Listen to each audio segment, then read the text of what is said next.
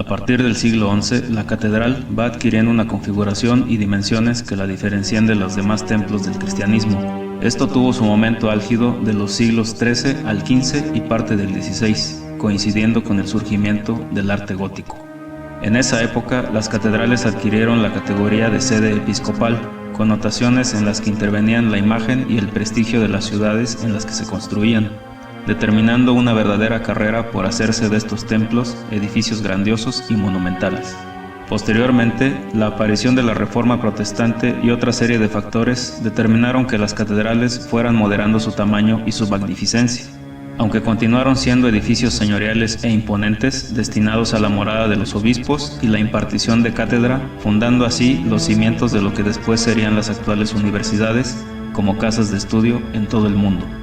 Estas fastuosas moradas pétreas en nuestro país cuentan también con sus historias y leyendas, de las cuales presentaremos algunas, esperando como siempre sean de su agrado. La Catedral de Mérida en Yucatán, dedicada a San Ildefonso, es la primera catedral levantada en la América continental, es decir, sobre tierra firme, y es también la más antigua de todo México. En torno a ella existe una inusitada leyenda, la cual te invito a conocer. El tesoro de la Catedral de Mérida. Se cuenta que en agosto de 1642, ante la inminencia de un ataque pirata, las autoridades de la ciudad mexicana de Mérida decidieron enviar todas sus cuantiosas riquezas acumuladas en su catedral hacia La Habana, con la intención de protegerlas. La expedición, sin embargo, nunca logró llegar a su destino. Apenas entraron en alta mar, comenzaron a ser perseguidos por corsarios y piratas que deseaban tan cuantioso botín a toda costa. Y tras convencerse de que era imposible alcanzar la capital cubana con el tesoro a salvo, optaron por enfilar hacia la península de Guanajacavíes para ocultarlo. Así lo hicieron, sellando su suerte para siempre y también la de tan colosal fortuna. En un combate desigual, a manera de venganza, la tripulación fue exterminada por los piratas. Solo uno de los frailes que custodiaban la carga consiguió abrirse paso a través de la península y huir. Con el cuerpo maltrecho por la batalla, el camino y sus peligros, el hombre logró dar testimonio de lo sucedido en la iglesia del poblado de Guané. Allí quedaría recogido su testamento y también los nombres de las embarcaciones, el inventario de la carga y el derrotero hacia el sitio exacto donde fue ocultada antes del ataque. Para poco después, consumido por la fiebre y la fatiga, este último testigo del enterramiento también murió. Según la leyenda, las páginas con el mapa y las descripciones realizadas por el fraile moribundo desaparecieron misteriosamente de la iglesia de Guané. Desde entonces se asegura que han cambiado de dueño varias veces, dando pie a incontables expediciones infructuosas. En el último lugar donde se dice fue ocultado el mapa y demás documentos, en algún recóndito lugar de la Catedral de Mérida, siendo este uno de los misterios y leyendas que persisten hasta nuestros días. La Catedral de Guadalajara. La Catedral Metropolitana de Guadalajara es un emblema de la capital de Jalisco. Tras la creación del Paseo Alcalde, cuenta con un renovado atractivo para turistas y oriundos de esa ciudad. La primera piedra de este recinto fue colocada en 1561. La obra es de estilo neoclásico, mientras que sus torres miden 65 metros. Además de su arquitectura, algo muy llamativo son los milagros y leyendas en torno a algunos personajes que son parte de su historia y que te traemos en esta ocasión. Una de las más conocidas es la reliquia de Santa Inocencia. Una de las reliquias más famosas que se resguardan al interior de la catedral son las de Santa Inocencia. La historia cuenta que en vida fue asesinada por su padre tras buscar la preparación para realizar su primera comunión. Las reliquias llegaron procedentes de la iglesia de Santa Ciriaca en Roma, Italia, de donde salieron en el año de 1786, tras una estancia con las religiosas de Santa Mónica, y desde 1925 se encuentran en la Catedral Metropolitana de Guadalajara. Los fieles católicos suelen pedirle a Santa Inocencia, de quien se cuenta es muy milagrosa, diversos favores y colocan fotos, escritos y flores en su sitio, donde se encuentran las reliquias. Otra leyenda muy conocida de esta catedral es la de la cripta de los obispos. Bajo el coro y el altar mayor de la Catedral de Guadalajara se halla la cripta que alberga los restos de quienes han estado al frente de la arquidiócesis desde el siglo XVI. El sitio se puede visitar de lunes a domingo en diversos horarios. De los varios féretros que existen al interior, los de los obispos Juan de Santiago y León Garavito y el de Francisco Gómez de Mendiola se hallan a la vista, y de ambos se cuenta que los feligreses les pedían favores y que si colocaban su oído pegado al féretro, del interior se escucharían las respuestas que ellos les daban desde el más allá. Otra leyenda que tiene que ver con las catedrales y que es muy famosa es la leyenda del sacristán de la Catedral de Morelia. Cuentan que la condesita de Linares, doña Marta Jimena de Montserrat, sobrina del virrey don Joaquín de Montserrat, Márquez de Cruillas, llegaba a la ciudad de Morelia porque se lo había prescrito un médico, ya que estaba postrada y convaleciente de una larga enfermedad, y según los doctores, solo en Morelia podría recuperarse debido al mejor clima. La condesa tenía fama de ser muy bella y muy generosa. El virrey la quería como si fuera su propia hija, ya que la condesa era huérfana. Contaba con 25 años y su sencillez cautivó a las gentes del lugar. La Catedral de Morelia estaba engalanada para recibirla, y el sacristán Pedro González y Domínguez se quedó extasiado al mirarla, y más que extasiado se enamoró de ella. Pero, se decía, ¿cómo un pobre sacristán podría aspirar a su linaje? Desesperado por lo que sentía, le escribió una carta de amor, y en uno de esos días que la condesa iba a misa a la catedral, tropezó con ella, le hizo caer su devocionario, y el sacristán se inclinó a recogerlo e introdujo su carta de amor entre las páginas. La condesa le mostró indiferencia, pero un día cuando recibía la comunión en la catedral, se dio cuenta que de los ojos del sacristán brotaban 2 lágrimas de amor y admiración por la condesa. Fue entonces cuando se dio cuenta lo que ella también sentía por el criollo. Al siguiente día, la condesa dejó su anillo en el cesto de las ofrendas en señal de correspondencia. La felicidad del sacristán fue tan grande que casi se vuelve loco. La condesa le correspondió con otra carta de amor, pero le pedía respeto y prudencia. Los dos enamorados se veían en la capilla de las ánimas. Ella iba acompañada de su dama, llevaba ramos de flores que el sacristán ayudaba a colocar debidamente. Mantuvieron en secreto su amor. Nadie podría saber que la sobrina del representante del rey era la novia de un simple sacristán. Ella, para poder arreglar la situación, decidió volver a España y pedirle al rey que le diera algún título al sacristán para poder contraer matrimonio. Entonces se separaron con la promesa que ella le hizo de regresar. Pasaron 5 meses y un mandatario del rey llamó al puerto de Veracruz al sacristán. Él pensaba que había regresado su amada, pero no fue así. El mandatario del rey anunció que la condesa había muerto y que a don Pedro González, o sea, al sacristán, le había nombrado el rey el cargo de intendente de Nueva Galicia. Pero el sacristán renunció al cargo, regresó a Morelia y en pocos días dicen que envejeció. Lloraba y se refugiaba en la capilla de las ánimas hasta que finalmente murió. La gente decía que había regresado enfermo de su viaje a Veracruz y que seguramente allí habría contraído alguna extraña enfermedad. Mas realmente el sacristán había muerto de tristeza y soledad. Según se dice en Morelia, en la víspera de la Noche de Muertos, si te acercas a la capilla de las ánimas, se percibe la sombra de Pedro González, el sacristán, que está idolatrando a su amada, la condesa española. Tal vez las almas que se aman no deben separarse jamás, por mucho que las obligue el destino. Otras leyendas surgen de la Catedral de Puebla de Nuestra Señora de la Inmaculada Concepción. Es una majestuosa obra de arquitectura colonial que reina el paisaje de la ciudad desde el siglo XVII. Su construcción se remonta al año de 1575. Es catalogada como Patrimonio de la Humanidad por la UNESCO y también es considerada como un museo de arte novohispano por la gran colección de obras que guarda al interior. Un detalle es que su atrio está rodeado por 58 ángeles que la custodian día y noche. Una de sus más sonadas leyendas es la conocida como los planos equivocados. Una de las primeras leyendas sobre la catedral dice que fue construida en Puebla por un error de los arquitectos españoles, que confundieron los planos e hicieron en Puebla el templo que estaba destinado a la Ciudad de México. Además, fue el primer templo suntuoso que se hizo en América y fue bendecida en 1649, 4 años antes de la consagración de la Catedral Metropolitana.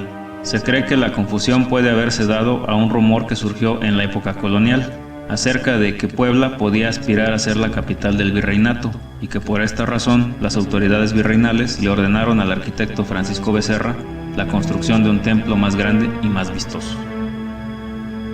Otra leyenda de este lugar es la tumba falsa de Palafox.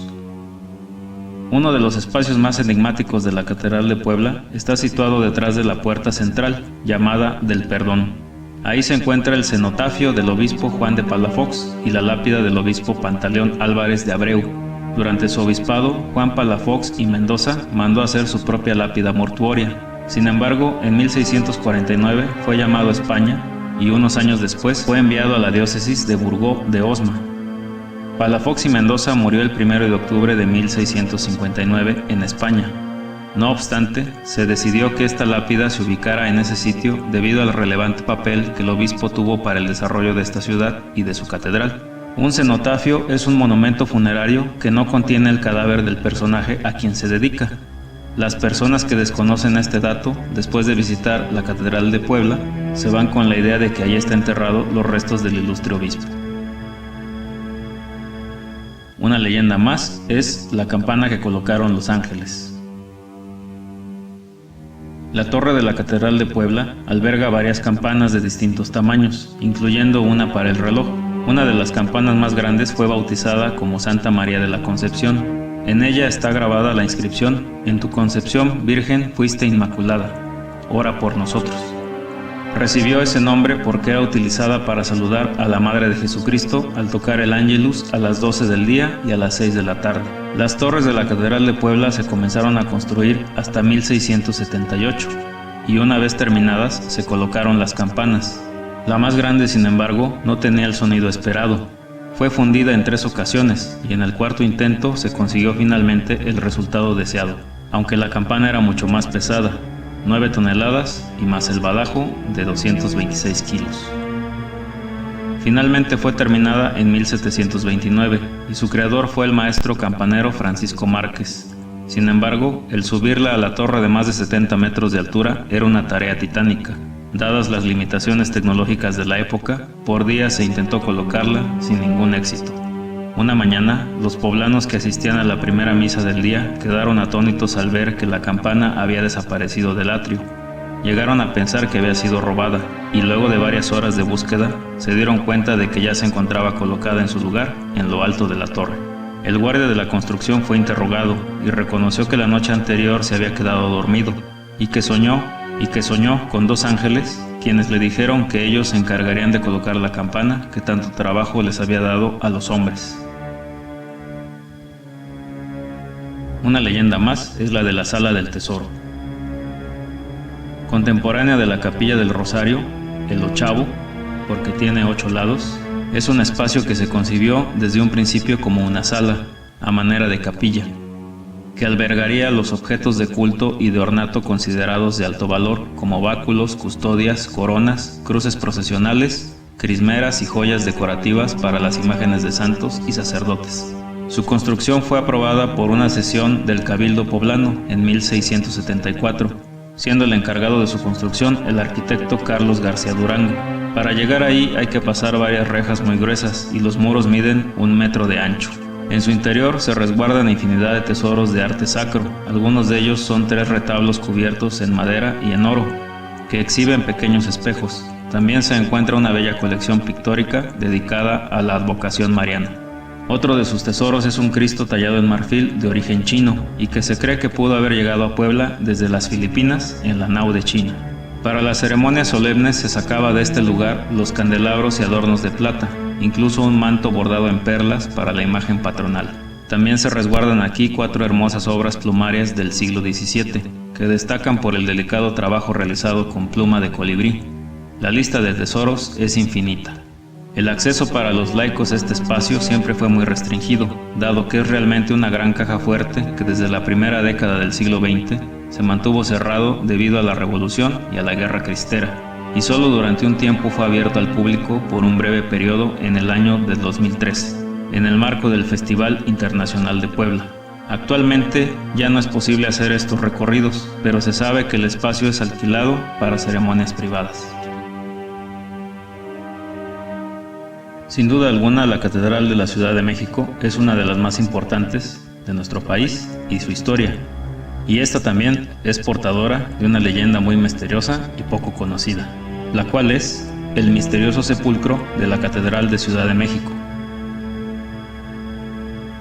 La Catedral Metropolitana guarda un pavoroso secreto que ha permanecido encerrado y sellado durante siglos en un sarcófago de mármol blanco. La primera catedral se construyó en 1521 por mandato y dirección de Hernán Cortés.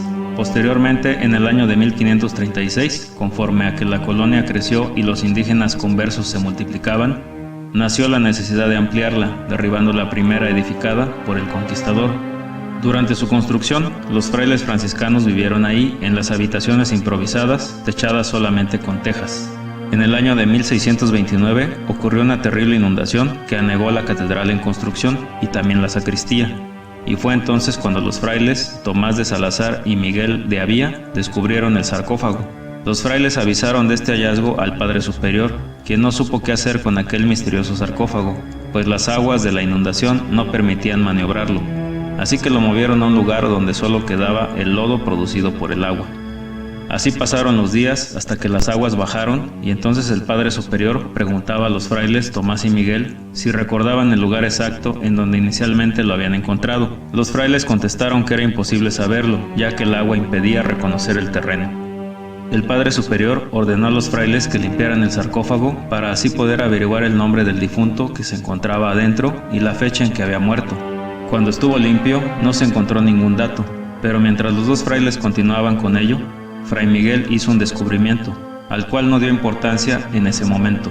Se dio cuenta que la parte baja del hábito de Fray Tomás presentaba una rotura, algo como un desgarre. Fray Tomás pensó que posiblemente aquel desgarre se lo produjo con un clavo de los muchos que había en la construcción, pero pronto recordó que cuando terminó de limpiar el sarcófago, se sentó sobre él a descansar y sintió como si alguien le hubiese jalado el hábito.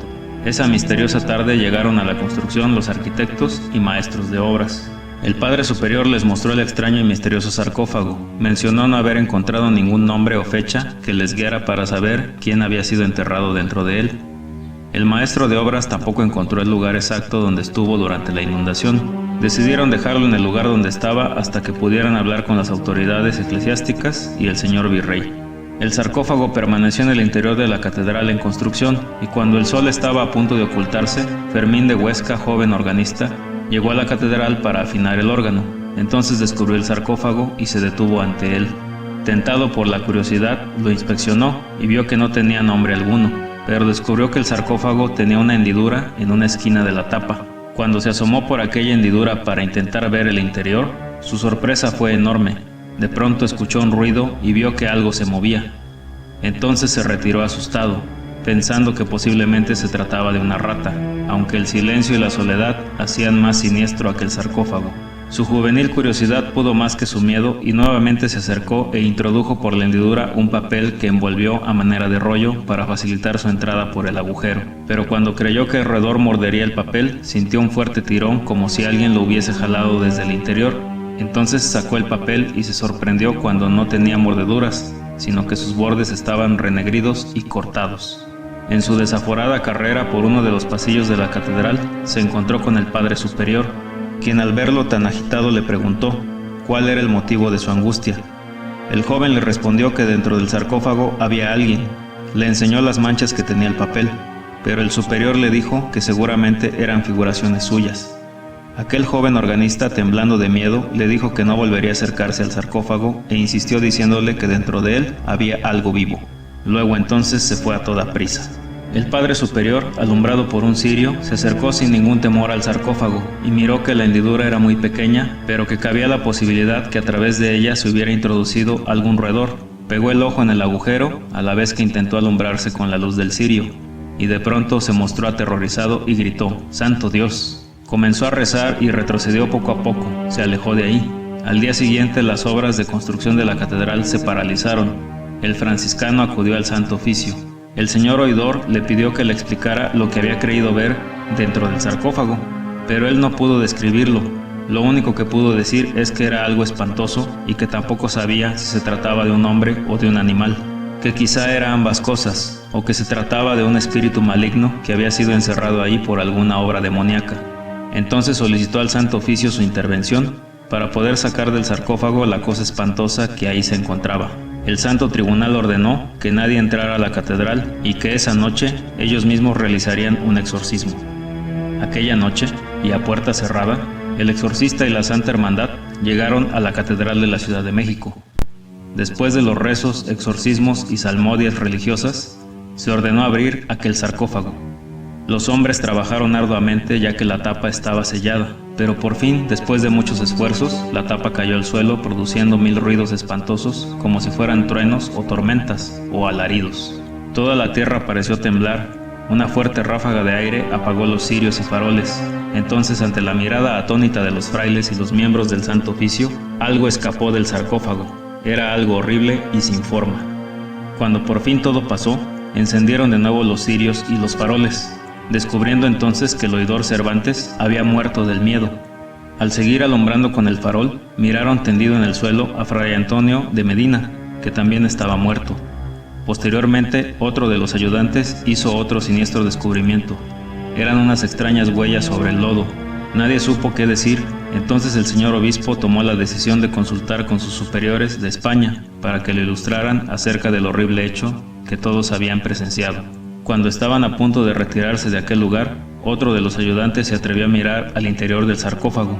Todos los ojos se volvieron hacia aquel ataúd de mármol, creyendo que se trataba de otro ser espantoso, pero solo encontraron 2 objetos que no hicieron más que aumentar el temor de aquella gente.